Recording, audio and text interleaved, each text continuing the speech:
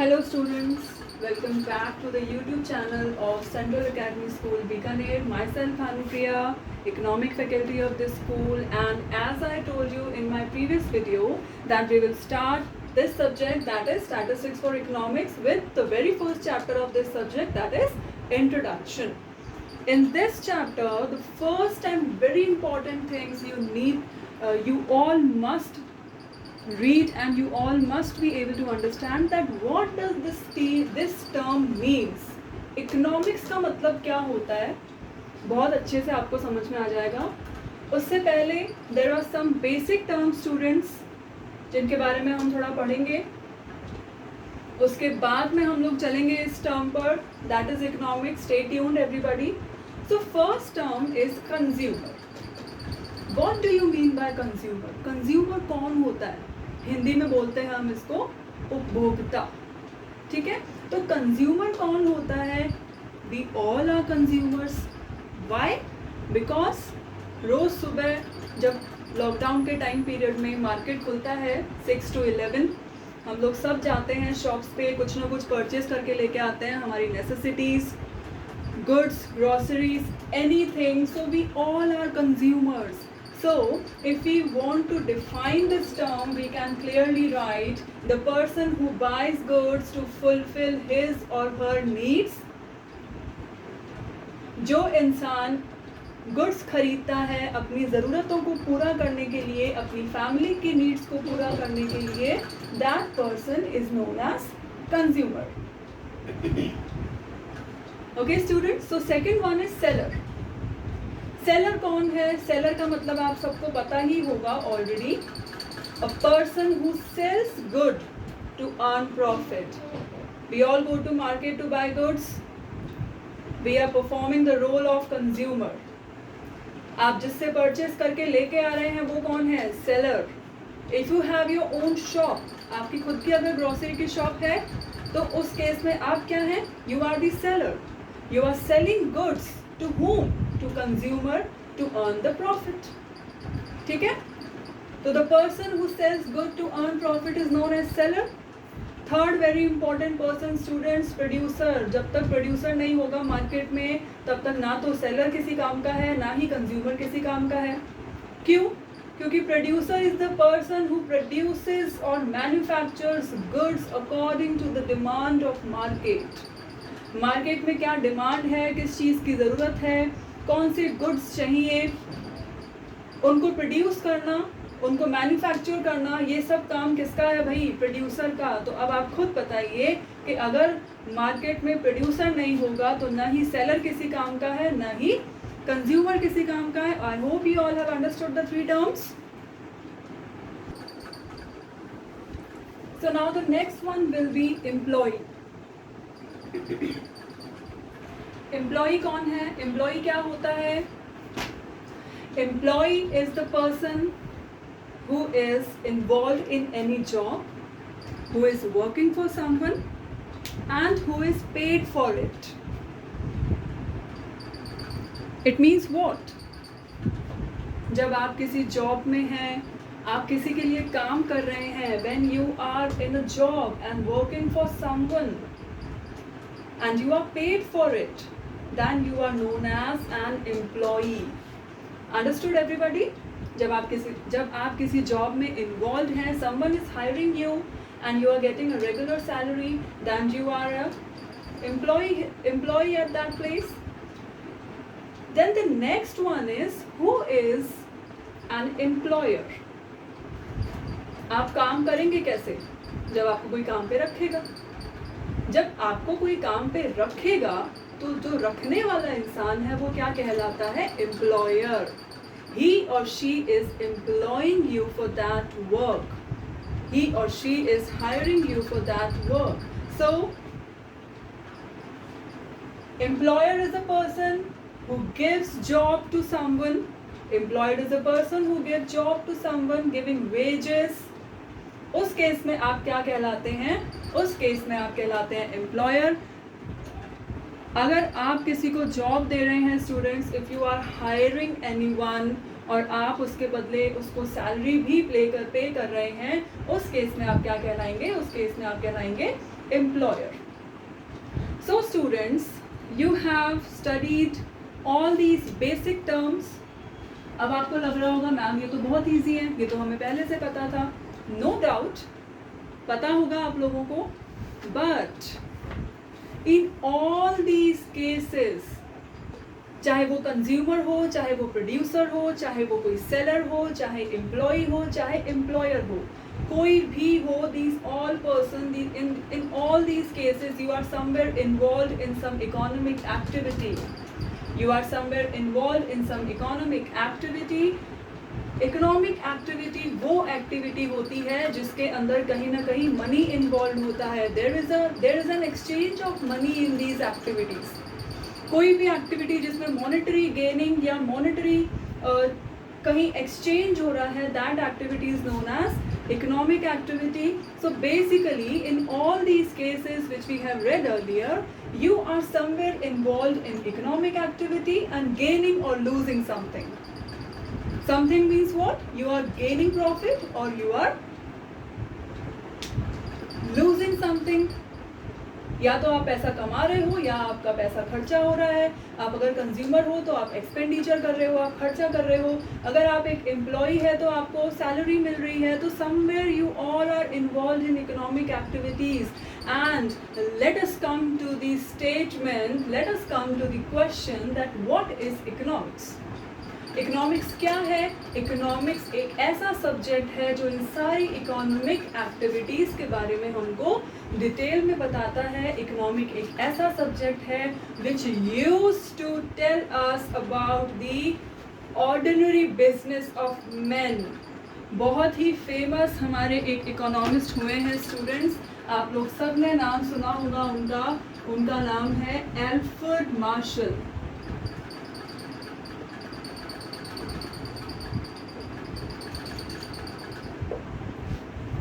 Alfred Marshall की बहुत अच्छी डेफिनेशन है.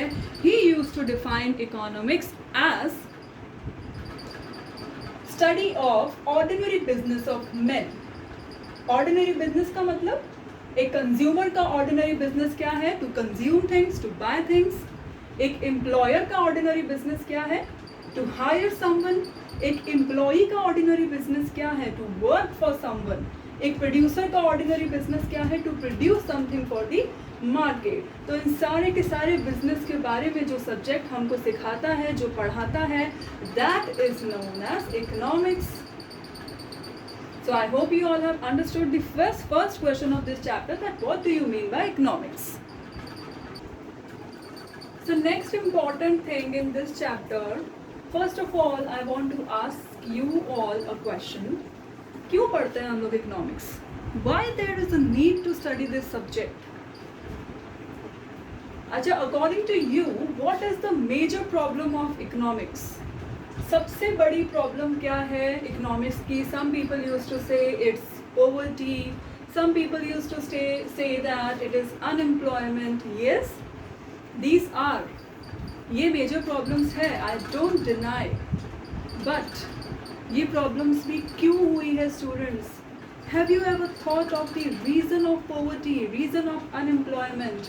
दैट इज स्केर्सिटी, जिसको हम लोग हिंदी में बोलते हैं कमी. ओके, जॉब की कमी होना, that is known as unemployment. Resources की कमी होना, that is known as poverty. So on and all, poverty क्यों है हमारी इकोनॉमी में? हमारी इकोनॉमी में अनएम्प्लॉयमेंट क्यों है? This is all because of this big issue that is scarcity of resources. क्या मतलब होता है स्केर्सिटी का? स्केर्सिटी का मतलब होता है lack of resources. Okay, let me give you an example. There is a very famous story. एक फैंटेसी है, एक कहानी है अलादीन की. आप लोगों ने सबने सुनी होगी. In that story, there is a boy named Aladdin. उसको एक चिराग मिलता है. Luckily, he used to rub that thing. A genie comes in front of him. और उसको एक ऑप्शन दिया जाता है. There are 3 things you can demand. 3 इच्छाएं कोई सी भी आप अपनी पूरी करवा सकते हो मुझसे. और इस तरीके से आगे बढ़ती है स्टोरी. आप लोग सबने मूवी देखी होगी, I am pretty sure. So but student, these all are like in the dreams, everything is in the mind.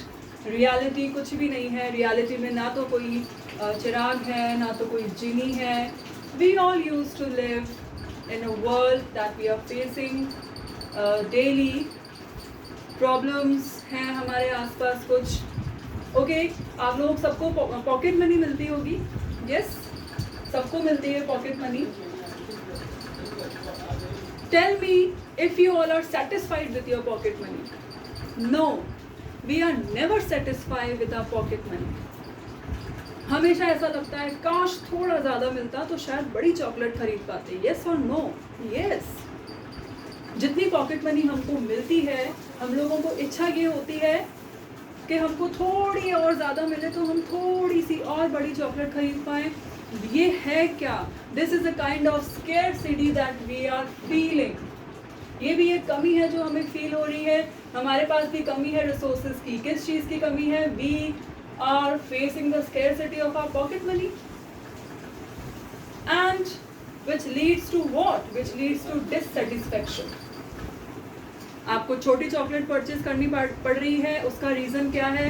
कि आपको बड़ी पॉकेट मनी नहीं मिल पा रही है, और उसकी वजह से आप क्या फेस करते हो? You are dissatisfied with that pocket money. Okay, just an example students, सब जगह है scarcity. You all must have travelled in city bus. City bus में चढ़ते हैं हम. There is a scarcity of seats. It is crowded like anything. पैर रखने की वहाँ पर जगह नहीं होती है हमारे पास. तो वहाँ क्या है? There is scarcity of seat.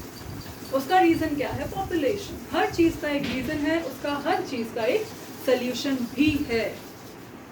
So students, this is the term, this is the root of economic problems. Scarcity is the root of economic problem. अगर स्केर्सिटी होती ही नहीं तो कोई इकोनॉमिक प्रॉब्लम होती ही नहीं. हमें इकोनॉमिक्स पढ़ने की ज़रूरत भी नहीं पड़ती. सो बेसिकली हमने प्रॉब्लम के बारे में तो देख लिया कि प्रॉब्लम क्या है. तो अब आप बताइए इसका सल्यूशन क्या है. So basically students, our economist, जितने भी हमारे बड़े बड़े इकोनॉमिस्ट हुए हैं, उन्होंने बहुत अच्छा एक सल्यूशन दिया है हमको. और सल्यूशन क्या कहता है? When you are facing with scarcity of any resource, so you must find out the alternative use of that particular resource. जितने भी रिसोर्स आपके पास अवेलेबल हैं, अगर आपको उनकी कमी महसूस होती है तो आप उनका कुछ ना कुछ अल्टरनेटिव यूज करिए. Just for example, a farmer जिसके पास में कुछ पर्टिकुलर लैंड है, ओके, तो उस लैंड पर वो सीजनल क्रॉप ग्रो करता है. Some kind of food crop he is growing on that land. Food crop grow कर रहा है, but we all know food crop एक सीजनल क्रॉप भी होती है. बहुत सारी क्रॉप सीजनल होती हैं. ज़रूरी नहीं है कि सारी की सारी क्रॉप जो है वो पूरे साल वो ग्रो कर पाए. एवरग्रीन क्रॉप्स बहुत कम होती हैं, वैसे भी हम सबको पता है ये चीज़. So now tell me, off season आ गया. Now that particular food crop is not be able to harvest it on that particular land. वो फूड क्रॉप उस लैंड पे नहीं उगाई जा सकती इस ऑफ सीजन में. अब आप मुझे बताइए एक फार्मर क्या करेगा उस केस में? He will sit idle, no job, no earning, barren land. वो जो लैंड है वो भी बैरन, किसी काम का नहीं है वो लैंड. तो उसका अल्टरनेटिव यूज़ क्या दिया हमारे बहुत ही प्रोफाउंड इकोनॉमिस्ट हैं, उन्होंने सबसे अच्छा सोल्यूशन दिया है. Why don't you use this land to grow a non food crop then? उस टाइम पीरियड पे आप इस लैंड को एक नॉन फूड क्रॉप ग्रो करने में क्यों नहीं यूज करते? नॉन फूड क्रॉप का एग्जाम्पल आप दे सकते हैं like cotton. Cotton is a non food crop. तो सबसे बढ़िया सोल्यूशन यही है that if you are facing this problem, if you are facing scarcity, उसका सोल्यूशन क्या है? Try to use these resources alternatively. जितने भी रिसोर्सेज हैं जिनकी स्केर्सिटी आप फेस कर रहे हैं, उनको अलग तरीके से यूज़ करने की कोशिश कीजिए. उनका अल्टरनेटिव यूज़ जो है ढूंढने की कोशिश कीजिए. इससे हमारे देश में, हमारे नेशन में डिससेटिस्फैक्शन भी नहीं होगा, कमी भी नहीं होगी किसी चीज़ की, और आपके रिसोर्सेज जो हैं वो वेस्ट भी नहीं होंगे. So this is all about the next topic, that is what are the problems due to which economics is being studied.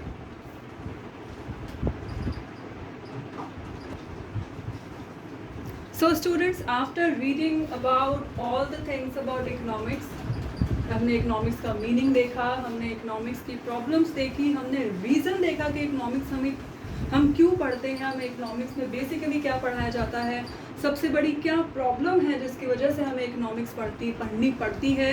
सब चीज़ें आप लोगों ने देखी. आप लोगों ने ये भी पढ़ा अभी कि इकोनॉमिक्स जो है वो सबसे बड़ा जो रोल है हमारे सिटीजन्स का, basically it is study of main. हमने ये भी देखा कि इकोनॉमिक्स किसको पढ़ाता है. It revolves around the behaviour of a person, how a person is behaving. अलग अलग टाइप की इकोनॉमिक एक्टिविटीज़ में जहाँ हम लोग एंगेज्ड हैं, as a consumer, as a producer, as a seller, whatever you are. So basically economic revolves around the behavior of men. It revolves around all the activities in which a man is involved. So students, in सब को summarize करते हुए, there are three parts of economics. There are three parts of economics. The very first part is the study of consumer. The second one is study of production. And the third one is study of distribution. Okay students, now we will separately talk about these three studies. सबसे पहला part हमारे economy का है जो हमें पढ़ता है, जो हमें पढ़ाया जाता है, that is known as study of consumer. किसको पढ़ रहा है ये? हमें पढ़ रहा है. In this part we are reading ourselves. We are able to understand ourselves. Consumer, हम सब क्या है? कंज्यूमर ही तो है. So basically in the part of economic in which you are studying the behaviour of consumer, all the activities in which a consumer is involved, that is the study of consumer. Understood all of you? जब भी हम consumer के बारे में पढ़ेंगे, हम लोग ये पढ़ते हैं कि किस तरीके से कंज्यूमर अपनी इनकम को प्लान करता है, किस तरीके से अपने रिसोर्सेज को प्रायोरिटीज देता है अपनी सैलरी के अकॉर्डिंग, क्या उसका बजट है, वो किस तरीके से अपने बजट को सेट करता है. These all things we use to study in this part, that is known as study of consumer. Okay students, now proceeding towards the next part, that is study of production. I hope आप लोगों को समझ में आ गया होगा. इस part में हम किसको पढ़ रहे हैं? प्रोड्यूसर. यस, एक प्रोड्यूसर किस तरीके से प्रोड्यूस करेगा, वो क्या प्रोड्यूस करेगा, वो किस तरीके से डिसाइड करेगा कि उसे क्या प्रोड्यूस करना है according to the demand of market. वो सब चीज़ें हमें किस में पढ़ाई जाती है? स्टडी ऑफ प्रोडक्शन में. मार्केट के डिमांड के साथ साथ उसे अपने प्रॉफिट के बारे में भी सोचना होता है. So these all things about producer is studied in this part of economics. And the last but not the least part, that is study of distribution. सब जगह से पैसा आ गया, कंज्यूमर ने पैसा दे दिया, प्रोड्यूसर ने पैसा कमा लिया, हमारी इकोनॉमी में खूब सारा पैसा चला गया, इनकम जनरेट हो गई हमारी इकोनॉमी में. अब वो इनकम डिस्ट्रीब्यूट किस तरीके से होगी, that is the most important thing I guess. तो वो जो डिस्ट्रीब्यूशन है वो फेयर है या नहीं है, सबको इक्वली डिस्ट्रीब्यूट किया जा रहा है या नहीं किया जा रहा है. These all things are studied in this part, that is known as study of distribution of income. Okay students, so these are the three parts of economics, and I would rather say that these are the traditional economic studies जो सदियों से चलती आ रही है और आगे भी चलती रहेगी. इनके बारे में हम नहीं पढ़ेंगे तो शायद हम लोग मॉडर्न इकोनॉमिक्स को नहीं पढ़ पाएंगे. So these are the traditional economic studies. But as we all know, population is growing, things are growing, we are facing lack of resources, we are facing poverty, we are facing unemployment. तो अब ये सब किस में पढ़ेंगे हम लोग? Yes, this is again a very important question. इसीलिए हमारे इकोनॉमिक्स को थोड़ा सा मॉडर्नाइज किया गया है स्टूडेंट्स, और मॉडर्नाइज करने के बाद हमारे इकोनॉमिक्स में ये जितनी भी प्रॉब्लम है जो आप लोगों को सबसे पहले सबसे बड़ी लगी थी स्कैरसिटी जब हम पढ़ रहे थे, तो सबके दिमाग में यही आया होगा, yes poverty is the biggest problem, no unemployment is the biggest problem. तो these are the thing which we are going to study in the modernized portion of economics. आज के टाइम में हमें ये जानना भी ज़रूरी है that being a middle class person कहाँ हम स्टैंड करते हैं। अगर हमारे किसी रिलेटिव की जॉब नहीं है तो वो क्यों नहीं है, अगर हमारे आसपास हमें गरीबी देखने को मिलती है तो वो क्यों देखने को मिलती है, ये सब चीज़ें भी हमें इकोनॉमिक्स में पढ़ना बहुत ज़रूरी है। And that is the modernisation of economics in which we use to study these problem. Okay students, so now you want tell me कि आप किस तरीके से पढ़ेंगे इन प्रॉब्लम्स को। Basic, a very big question, how will you read these problems? So what is the answer according to you? सबसे बड़ा क्वेश्चन यही है हमारे दिमाग में अभी, कैसे पता लगाया जाए इन प्रॉब्लम्स के बारे में। We all want to know about the problems। जो भी हमारे आसपास जो प्रॉब्लम है उनके बारे में हम सब जानना चाहते हैं। हम लोगों के सबके दिमाग में ये आता है कि कुछ न कुछ सल्यूशन गवर्नमेंट हमें दे, कुछ न कुछ पॉलिसीज गवर्नमेंट इंट्रोड्यूस करे। We all want solution by our government. Government कैसे देगी सल्यूशन बच्चों, जब तक गवर्नमेंट को नहीं पता चलेगा कि एक्चुअली प्रॉब्लम है कितनी बड़ी। Just for example,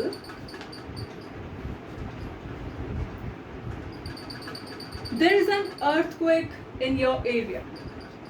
Just imagine कि आपके एरिया में कोई earthquake आता है किसी दिन, और आप लोग गवर्नमेंट से ये चाहते हैं कि गवर्नमेंट आपकी हेल्प करे। जितना भी डिज़ास्टर हुआ है उस नेचुरल कैलामिटी की वजह से, you all want government to provide you funds।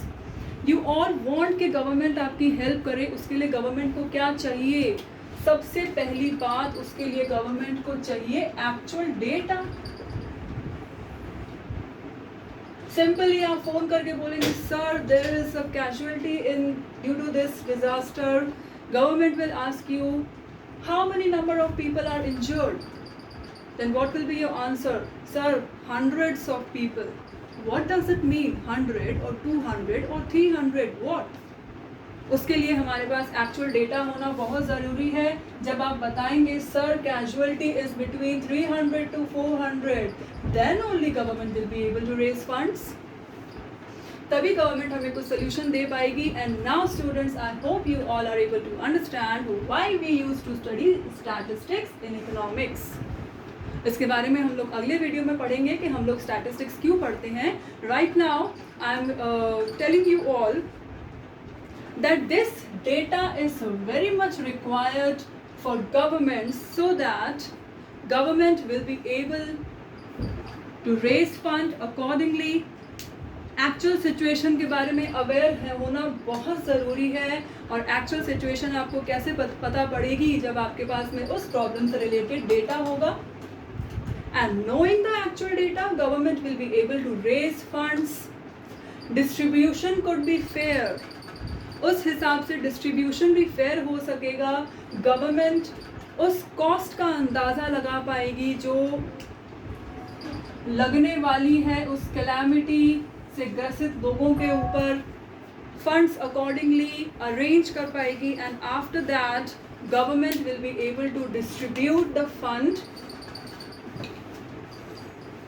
And for that, I'm repeating myself again and again, we need proper data knowledge, and data could be only studied after mixing statistics in economics. Yes or no? Yes. जब तक हम statistics को mix नहीं करेंगे economics में, तब तक हम लोग इस डेटा को स्टडी नहीं कर पाएंगे, इस डेटा को एक प्रिसाइज फॉर्म में प्रेजेंट नहीं कर पाएंगे। और शायद ये वो रीज़न है, यही सबसे बड़ा रीज़न है students, that we use to study statistics in economics. So students, now that we have learned about all the things that are involved in economics, हमने ट्रेडिशनल चीज़ें भी पढ़ ली, हमने मॉडर्नाइज चीज़ें भी पढ़ ली। Now I hope you will be able to understand this modernize definition of economics. इन सब चीज़ों को मिक्स करके अब हम इकोनॉमिक्स को एक नए तरीके से डिफाइन करेंगे।